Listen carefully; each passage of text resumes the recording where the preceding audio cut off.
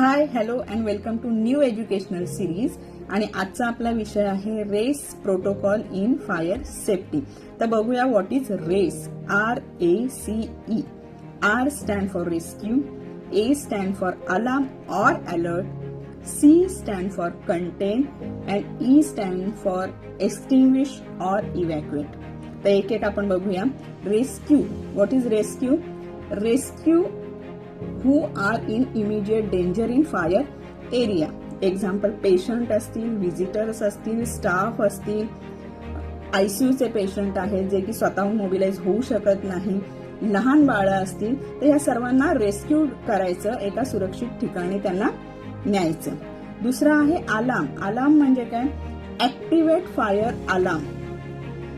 Inform emergency services किंवा जर तुमच्याकडे फायर डिपार्टमेंटचा नंबर असेल तर त्यांना अलर्ट करा, त्यांना अलार्म द्या, कोणाला तरी मदतीला बोलवा. तिसरं आहे ते कंटेन.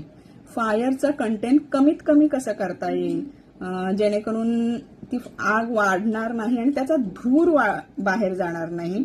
तर त्यासाठी काय करायचं, तर आपले जे दरवाजे आहेत, खिडक्या आहेत, ते सगळं बंद करायचं. आणि लास्ट म्हणजे काय? एक्सटिंग्विश और इव्हॅक्युएट. एक्सटिंग्विश काय? जी फायर तुम्ही विझवू शकता, जी आग तुमच्या आवाक्यात आहे आणि तुम्हाला माहिती आहे ते फायर एक्सटिंग्विशर वापरायची, तर ती आग तुम्ही विझवण्याचा प्रयत्न करा. अदरवाईज खूप आग मोठी आहे, तुमच्या आवाक्यात नाही आहे, तर लीव्ह द एरिया, म्हणजे इव्हॅक्युएट होत. आलं लक्षात?